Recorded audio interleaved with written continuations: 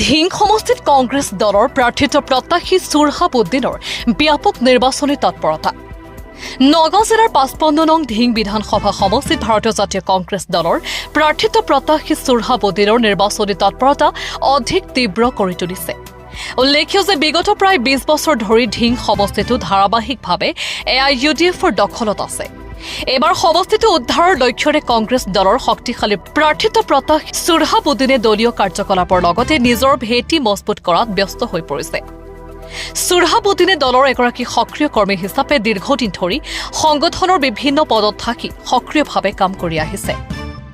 সুৰহাব উদ্দিনে আজি সমষ্টিটোৰ অন্তৰ্গত ৰামপুৰ সত্ৰত এখন সভাত অংশগ্ৰহণ কৰে। আজি অনুষ্ঠিত সভাখনত নেতাগৰাকী উপস্থিত থাকি AIUDFক ক্ষুৰধাৰ সমালোচনা কৰাৰ লগতে নেতাগৰাকীয়ে কয় যে সমষ্টিটো কংগ্ৰেছৰ দখলত আনিবলৈ এয়া সুবৰ্ণ সুযোগ। গতিকে সকলো ভোটাৰ ৰাইজক আগন্তুক নিৰ্বাচনত কংগ্ৰেছক সমৰ্থন কৰিবলৈ আহ্বান জনায়।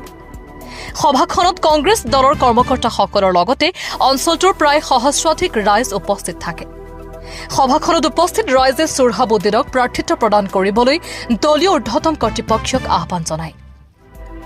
News desk report Batadrava live. গতিকে কংগ্রেসের লেগে সুরহাবের জীবন, গতিকে আমরা রাইজে আশা করি যে সুরহাব উদ্দিনে আমরা হাই কমান্ডারে এই কংগ্রেসের থেকে টিকিটটা দেয়।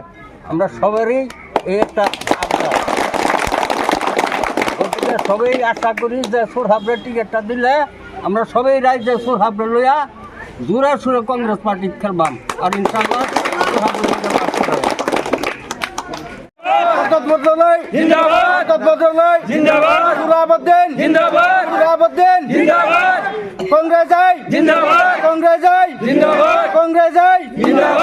গৌরব গগৈ জিন্দাবাদ, গৌরব গগৈ জিন্দাবাদ, বরদত বরদলৈ জিন্দাবাদ, বরদত বরদলৈ জিন্দাবাদ, সুরহাব উদ্দিন জিন্দাবাদ, সুরহাব উদ্দিন জিন্দাবাদ।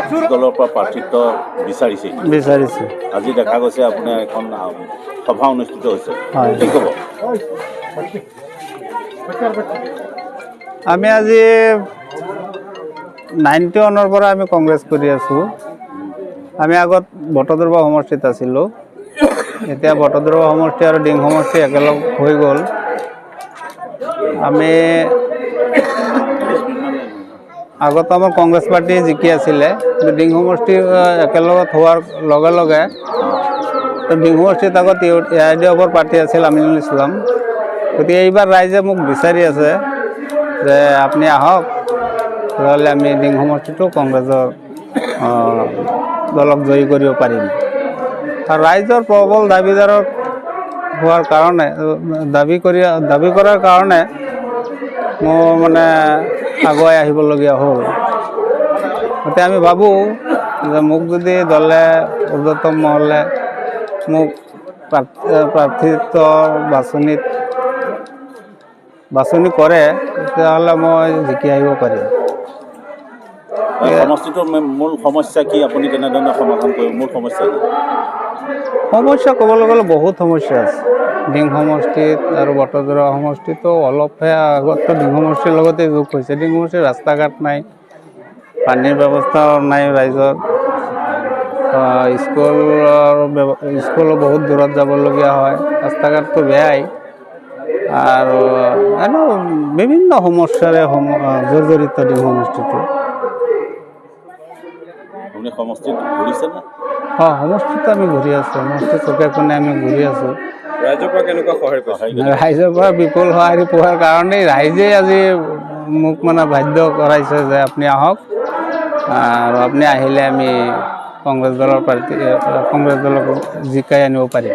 শুনা পাছত কংগ্ৰেছ দলত ইতিমধ্যে প্ৰাৰ্থিত্ব প্ৰত্যাশীৰ সংখ্যা 30তকৈও অধিক বুলি শুনা গৈছে, কি ক'ব? আচলতে কংগ্ৰেছ দলৰ প্ৰতি ইমান প্ৰাৰ্থিত্ব বিচাৰিছে, কি ক'ব?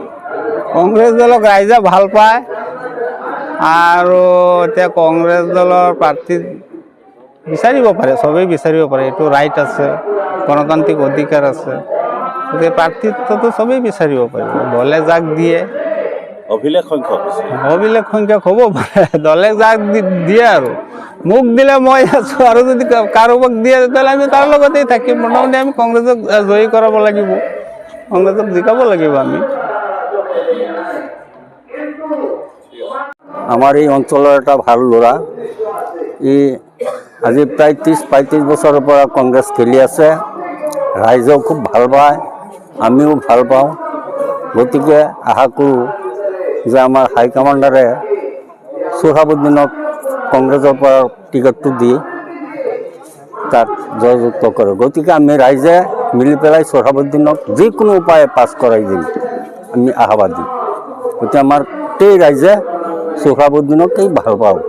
গতিকে সোহাবুদ্দিনক টিকেট দিলে আৰু কংগ্ৰেছৰ পৰা কোনো চিন্তা কৰিব নালাগে, একদম নিঃসন্দেহে পাছ কৰি যাব। আমাৰ আশাবাদী, গতিকে সোহাবুদ্দিন যাতে টিকেটটো পায়।